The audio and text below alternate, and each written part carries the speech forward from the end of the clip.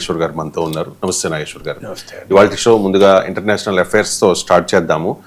Professor గారు, Hormuz జలసంధి పూర్తిగా తమ కంట్రోల్లోనే ఉంది అని చెప్పి ట్రంప్ చెబుతూ ఉన్నాడు. ఒక మ్యాప్ను కూడా రిలీజ్ చేశారు సార్. తన ట్రూత్ సోషల్లో ఒక పోస్ట్ కూడా చేశారు. అమెరికా కొత్త భూభాగం హర్మూజ్ స్ట్రైట్ అని చెప్పేసి. మరోవైపు ఒమన్పై బాంబులేస్తాము అని కూడా హెచ్చరికలు జారీ చేస్తూ ఉన్నారు. జలసంధి తమదేనంటూ చెబుతూ ఉన్నారు. ఇరాన్తో చర్చలు జరగడం లేదు అని అంటూ ఉన్నారు.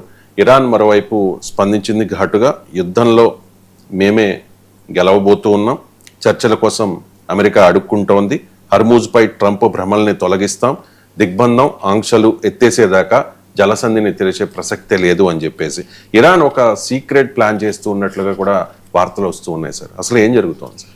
అంటే ట్రంప్ ఏంటంటే ఈ వార్లో నేనే గెలిచాను అనే ఒక నెరేటివ్ డొమెస్టిక్ ఆడియన్స్ కొరకు. ఎందుకంటే అమెరికాలో ఎన్నికలు ఉన్నాయి, ఈ ఇయర్ ఎండింగ్లో మిడ్ టర్మ్ ఎలక్షన్స్. దాంట్లో ప్రజల్ని ఒప్పించడానికి నానా తట్టాలు పడుతున్నాడు.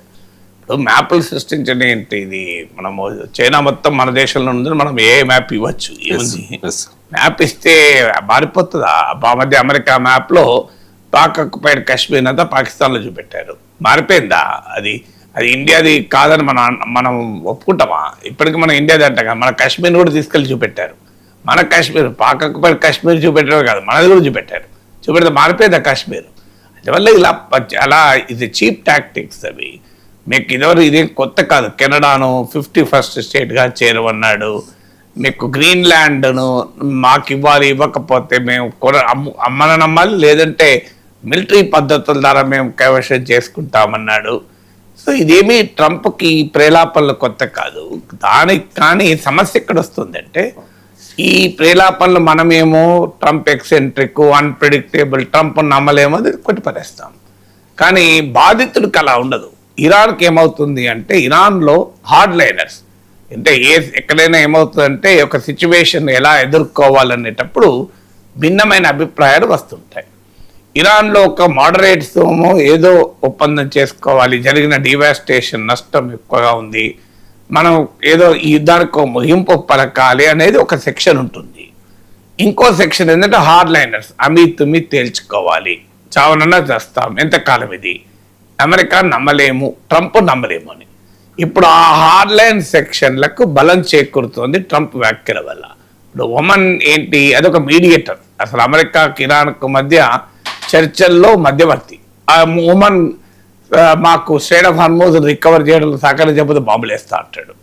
సో ఒమన్ ఈ వార్లో ఇరాన్కు అమెరికా వైపు ఉన్నది. ఈ వార్లో కూడా ఒమన్ బేసెస్ ఉపయోగించుకొని అమెరికా ఇరాన్ పై దాడి చేసింది. దానికి ఇరాన్ కౌంటర్ అటాక్ కూడా చేసింది. సో ఈ ఇష్టం వచ్చినట్టు మాట్లాడే వరకు ఏమవుతుందంటే, ఇరాన్లో హార్డ్ లైన్ పొజిషన్ బలపడుతుంది. మనము ఎన్ని చేసినా ట్రంప్ మనం బతకనివ్వడు అని. అంటే మనిషి ఎప్పుడు కూడా ఎవరైనా తాము ఏం చేసినా ట్రంప్ మనం బతకనివ్వడు అన్నప్పుడు ఎవడు దేనికైనా రెడీ అవుతాడు. దేనికైనా ఎలాగో చచ్చిపోతా, నేను ఎలాగో నాశనం అవుతా, నాకు అవకాశం లేదు, so let me do the worst అనే దశకు ఇరాన్ని నెట్టివేశారు. ఆల్రెడీ ఇరాన్కు ఈ అసిమెట్రిక్ వార్లో ఇరాన్ అనుసరించిన ఎత్తుగడల వ్యూహాల వల్ల అమెరికా తోకబడిచిన పరిస్థితి. America is on defensive, Iran is on offensive క్లియర్గా కనబడుతోంది. ఇప్పుడు యుఏఈ వెళ్ళి ఇరాన్తో డీల్ కుదుర్చుకుంది. $3 బిలియన్ ఫ్రోజన్ ఫండ్స్ రిలీజ్ చేశారు, 2 టన్నుల గోల్డ్ ఇచ్చేశారు, 15 ప్యాసింజర్ ప్లేన్ అమ్మటానికి సిద్ధపడ్డారు.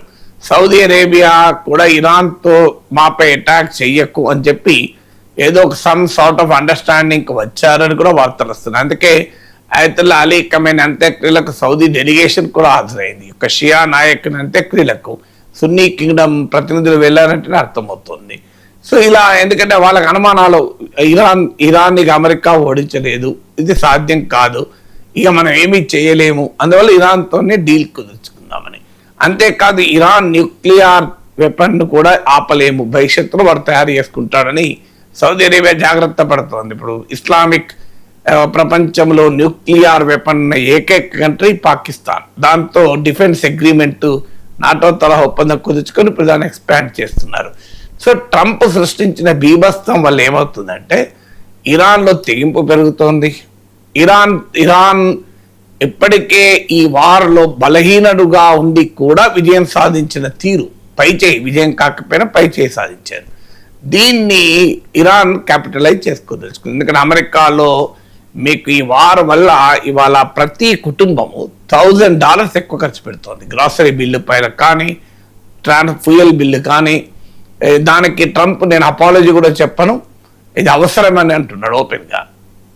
మీకు ఒకవైపు ఏమో జాబ్ మార్కెట్ బాగాలేదు, ఏ భయాల వల్ల ఉద్యోగాలు పోతుంటే, మరోవైపు $1,000 పర్ మంత్ ఎక్కువ ఖర్చు పెట్టాల్సి వస్తుంది. సో అందువల్ల ఇది కాస్ట్ ఆఫ్ లివింగ్ క్రైసిస్కు కారణమవుతుంది. దీని కాన్సిక్వెన్సెస్ కనబడుతున్నాయి. మీకు అమెరికాలో డెమోక్రటిక్ ప్రైమరీస్లో డెమోక్రటిక్ సోషలిస్ట్ గెలుస్తున్నారు. ఇప్పుడు మీకు November 3 రోజు కాలిఫోర్నియాలో ఓటింగ్ జరుగుతుంది. బిలియనేర్ ట్యాక్స్ అని పెట్టి మొత్తం బిలియనేర్ల పైన ఒక 5% వన్ టైం వెల్త్ ట్యాక్స్ వేయాలి అని. మీకు ప్రపంచవ్యాప్తంగా అధికారంలో ఉన్న వాళ్ళు ఓడిపోతున్న వైనం కనబడుతుంది. ఇంత అపహేళన ఎందుకు జరుగుతుంది అంటే ఎకానమీ ఎవ్రీ ఇయర్ ఈ వార్ వల్ల $3.5 trillion నష్టం, 3.5 లక్షల కోట్ల డాలర్ నష్టం. అంటే దాదాపు భారతదేశ జీడిపికి కాస్త తక్కువ, దాదాపు ఈక్వల్ అనుకోండి. అంటే ఒక భారతదేశం లాంటి ఒక అతిపెద్ద ఆర్థిక వ్యవస్థ జీడిపి మొత్తం ఈ వార్ వల్ల వైపౌట్ అవుతుంది. ఇంత వినాశం జరుగుతున్నా ట్రంప్ ఇంకా నేను దాడి చేస్తానని ఎవరకు ఇరాన్ ఇప్పుడు మీరు అన్నట్లు సీక్రెట్ ప్లాన్ ఆలోచిస్తోంది అని. ఏంటి ఆ సీక్రెట్ ప్లాన్ అంటే, ఒకటి ఇప్పుడున్న జరుగుతున్న దాన్ని తీవ్రతరం చేయడం, స్ట్రైట్ ఆఫ్ హార్మోజ్ను కఠినతరం చేయడం, రెడ్ సీలో హూతీల దాడుల్ని పెంచడం. ఆల్రెడీ ఇప్పుడు నిన్న 4 షిప్ల మీద అటాక్ చేశారు, నిన్న కూడా, మొన్న ఈ లాస్ట్ 48 అవర్స్లో చెప్తున్నది. సో మీకు అలాగే మీకు హుతీలు సౌదీ అరామ్కో కంపెనీ పైన మళ్ళీ అటాక్ చేశారు. సో స్ట్రైట్ ఆఫ్ హార్మోజ్ పైన, రెడ్ సీ పైన పట్టు బిగించాలనేది మొదటిది. రెండవది ప్రాక్సీ నెట్వర్క్ను యాక్టివేట్ చేయాలని. ఇప్పుడు ఆల్రెడీ సౌదీ పైన హూతీలు ఇటీవల కాలంలో మీరు చూడండి, మన తెలుగు పత్రికల్లో కూడా కనీసం రోజు వస్తుంది హూతీల దాడి అని. సో సెకండ్ బికాజ్ ఆల్రెడీ మొదలైంది. ఇప్పుడు కువైట్, బహ్రెయిన్ లో కూడా షియా పాపులేషన్ ఉంది. అంటే అక్కడ సున్నీ కింగ్డమ్స్ అవి, కువైట్ కానీ బహ్రెయిన్ కానీ సిగ్నిఫికెంట్ షియా పాపులేషన్ ఉంది. ప్రపంచవ్యాప్తంగా ఉన్న షియా పాపులేషన్ పైన ఇరాన్కు బలం ఉంది. ఎందుకంటే Iran is the Shia king country. So Ayatollah Ali Khamenei Shia మత గురువు కనుక. ఆల్రెడీ ఇప్పుడు ఇరాక్లో షియా మిలీషియా మీకు ప్రాక్సీ ఇరాన్కు, అలాగే మీకు సిరియాలో బషర్ అల్ అసద్ ప్రభుత్వంతో ఇరాన్కు మంచి సంబంధాలు ఉన్నాయి. ఎందుకంటే అది సిరియా కూడా సున్నీ మెజారిటీ కంట్రీ, కానీ ఆడ బషర్ ఫ్యామిలీ, అలవైట్ షియా ఫ్యామిలీ 50 ఏళ్ళు అధికారంలో ఉన్నారు. సో అందువల్ల ఈ షియా నెట్వర్క్స్, ఇప్పుడు లెబనాన్లో హిజ్బుల్లా ఉంది, మీకు హమాస్ ఉంది. సో ఈ షియా నెట్వర్క్స్ను యాక్టివేట్ చేయాలనుకుంటోంది అని. దీనివల్ల ఏంటంటే 5 పైసలు ఖర్చు లేకుండా, ఆ మిసైల్స్ ప్రయోగించకుండా ఆ దేశాలలో గందరగోళం సృష్టించగలుగుతుంది ఇరాన్ కావాలనుకుంటే.